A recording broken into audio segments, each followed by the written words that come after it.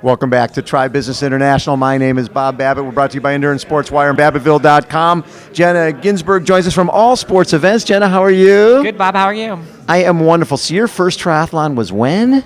I can't remember. I think it was the fall of '89, but it could have been spring of 1990. And how does a ski racer end up doing triathlon? So one of the coaches at the ski academy I went to in Vermont said, "Does anyone want to do this?" And I was a swimmer, I was a biker, and I didn't really like the run, Right. which is not normally the way a lot of triathletes get into the sport. And Right. I said, "I want to give this a shot," literally. So she dragged us down to Burlington. It was only about 45 minutes from where I was going to school. And we, hopped in the water, just bathing suit, freezing cold water, big waves in Champlain. Like, you think it's like really flat lake, but Yes. it was windy, cold. I think it was a windy, cold fall day, 1989. Yuck. And I remember, the run, I think, was a 7.5 miles because they had construction on the normal run. So it was a longer run. And it was like one of those things where I was just plogging along at the end, but it was great. I did a few after that. And so was it something about that sport that just resonated as soon as you finished?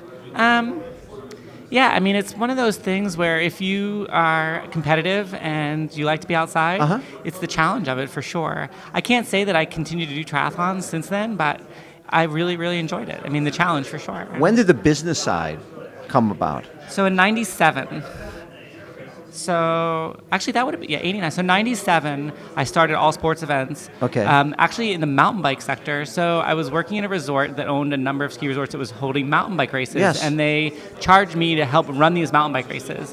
And a friend of mine from college came up and he said, "I want to run this stage race in Vermont, this mountain bike stage race. Can you help me with that?" And I just sort of scratched my head and said, Sure, I'll help it. I use their equipment, I'll figure it out. And, for about 10 years, I did it as sort of a side job. Yeah. Just word of mouth.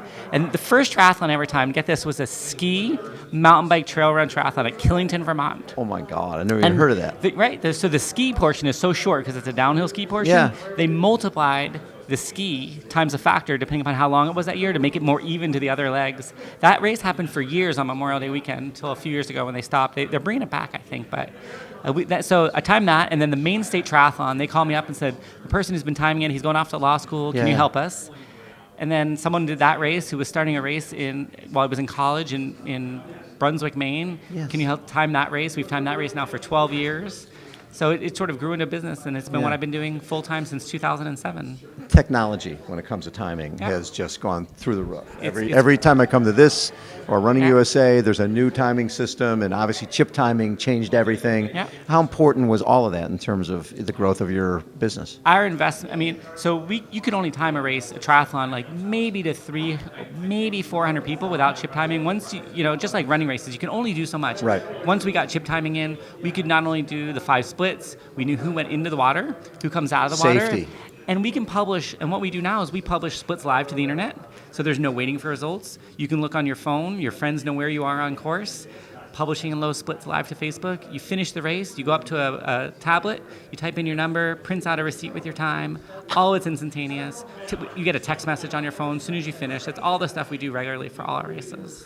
How many events now are you doing timing for? So we do about 150 events a year, 60 of those are triathlons. And primarily in little 20, 22 states around? Yeah, 22 states. Our biggest chunk is from New Jersey, North New England. Okay. We have a couple West Coast events. Actually, we've got some interesting things because we're a technology provider. We help a big golf event, the World Long Drive Association, which is now owned by the Golf Channel. Yes. We do all their scoring and live results for the Golf Channel now. Yes. Some ITU events in Florida for one of our clients.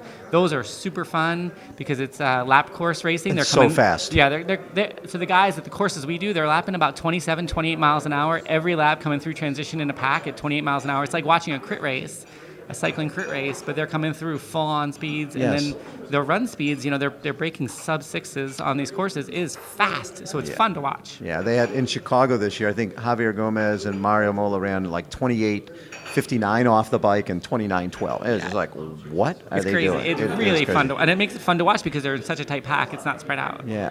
For you, what does the future hold? What's next?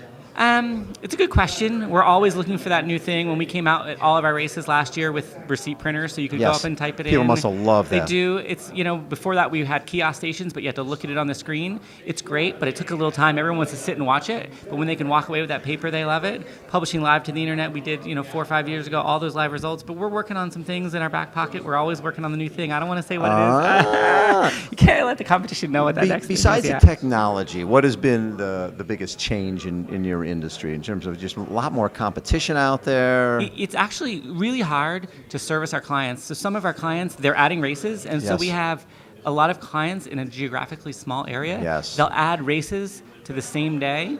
Oh, so Or yes. I have one yes. client who produces 2 races on the same day. And it's a really busy day. So the busiest time for us in this triathlon is in New England. It's really, you only have water, like warm water, Really, like starting June, July, August. Yeah, right? yeah. So September, everything- you're pretty much But done. the beaches are really busy from Right. July 4th to Labor Day. They don't want you to give you the permits. So getting the permits is hard. So when Labor Day hits, we do Everybody. 5 events a day. Wow. Every day. So we had 5 events one day, all within 60 minutes of each other in Massachusetts. Oh my God. So covering that, having the staff that can Yes. actually provide the service level that we do, that's a huge challenge, is actually staffing.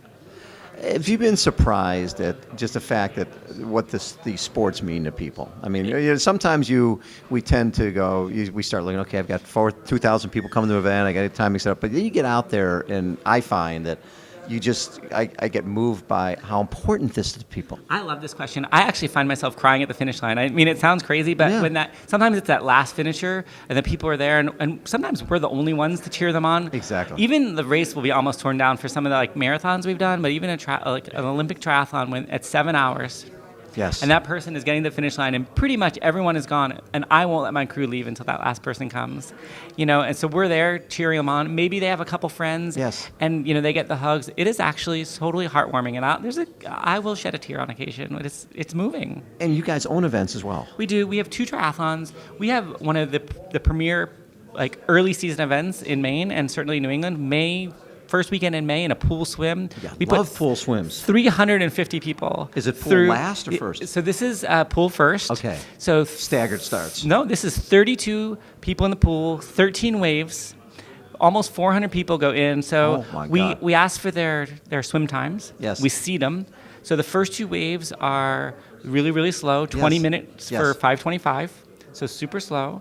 Then we do 2 really fast waves. So the first person to the finish line is the winner. Yes. And then we go slowest to fastest from there down, basically. So basically, we can compress the day as much as we can. The first person across the finish line can be the winner, but those 20-minute, really slower, newer, Yes. they can then get off the bike course, and we don't have to hit time limits for them. What's your other events? So we have a lake swim Olympic sprint in Sebago Lake Okay. in Casco, Maine, which does about 400 to 600.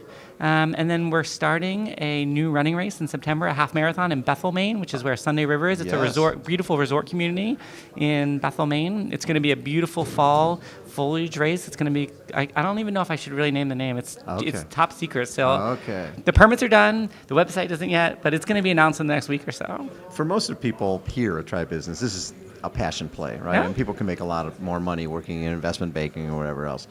Is that what drives you? So I think there's a number of things that drive me. I love the sport. I love being outside. I love the people, for sure.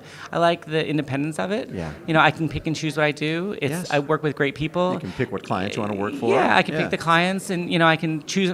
I'm as an entrepreneur, I can choose when I work, when I take my vacation. Yes. No one's telling me what to do, so I love that aspect. But what brings you to any job is the passion and the people. So, great people working with that. That's really the awesome part. Love it, Jenna. Thanks so much for taking time. Thanks, Bob, for having me. Appreciate it. Jenna Ginsberg has been our guest. Hold on, everyone. We will be right back.